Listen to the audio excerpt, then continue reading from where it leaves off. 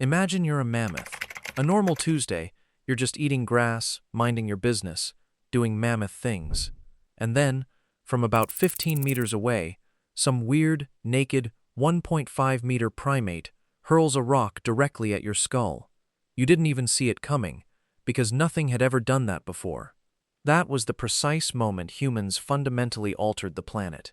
Let's back up a bit, because if you just look at us on paper, we really shouldn't be winning anything. We're not particularly robust. We have no claws, no armor, and teeth that can barely handle a slightly stale cracker. Our skin tears easily, we overheat, we freeze, and we get anxious about emails. On pure hardware specifications, we are comfortably in the bottom tier of the animal kingdom. A house cat could genuinely ruin your day in a fight. So, how did this species end up conquering the entire planet? Not just surviving, but conquering. Every continent, every climate. There are 14 billion chickens alive right now because we decided that was a good idea. That's the level of control we're talking about. And the answer isn't simply big brain. Big brain is the boring answer. The real answer is something so deceptively simple, so physical, and so strangely specific that when scientists first started connecting the dots, I imagine there was a long pause, followed by someone asking, "Really? That's it? We learned how to throw things accurately, better than anything else that has ever lived on this planet." Here's the part many people don't realize. Almost no other animal can throw, at all. A silverback gorilla, for instance, is 6 times stronger than a human. It could literally fold you in half while eating a banana and barely notice. Yet, hand it a baseball, and it throws like it's wearing an arm cast for the first time. Slow, at the wrong angle, hitting the dirt 0.6 meters in front of it, every single time. Chimpanzees are the same. All that raw power, with absolutely no idea what to do with it aerodynamically. So, why can a completely average 12-year-old outthrow an 180-kilogram apex primate? Because humans made a unique, permanent evolutionary trade-off.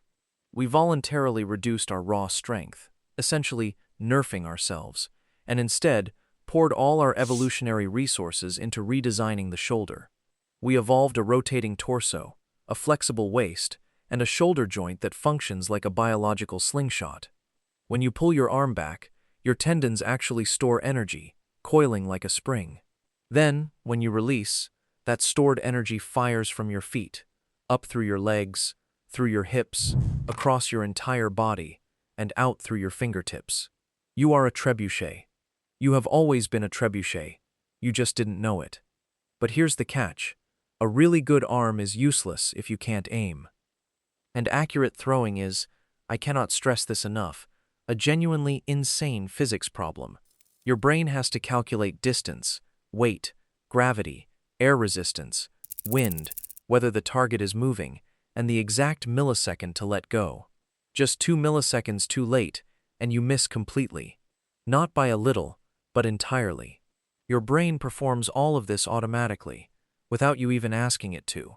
You simply look at the target, and your brain quietly runs a full physics simulation of a future that hasn't happened yet, predicting the arc, the landing, the entire trajectory, before the object even leaves your hand. You are running a biological aimbot. It came pre-installed. Yes, you might still miss the laundry basket and hit the cat, but the fact that your brain can even attempt this in real time is extraordinary. No other animal's brain does this. This is a human-exclusive feature. Now, think about what this truly meant. 2 million years ago, nature had a universal rule that stood for millions of years. To kill something, you had to get close to it. A lion had to run up and physically bite the zebra. The zebra, in turn, could kick the lion in the face. Every predator, no matter how terrifying, had to accept that close combat was a coin toss, every single time. Humans simply looked at that rule and decided, yeah, we're not doing that. Instead, they could stand 15 meters away, completely outside the danger zone, and just launch physics at their problems. If a predator got too close, you didn't fight it directly. You formed a circle and spammed the throw button.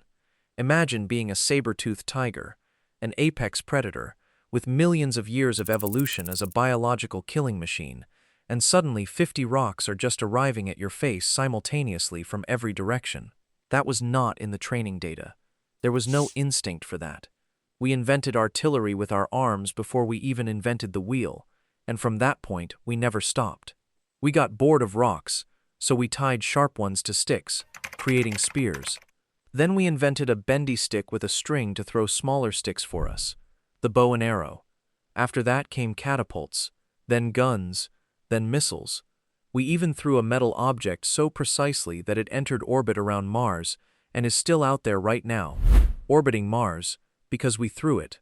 The entire history of human civilization is essentially one species aggressively upgrading a single skill. Throwing stuff at stuff.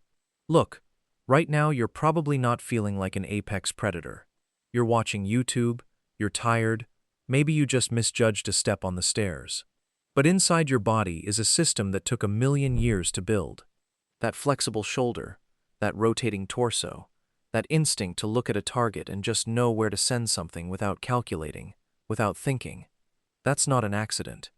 That's 1,000,000 generations of natural selection, consistently favoring the humans who could hit the target and quietly phasing out the ones who couldn't.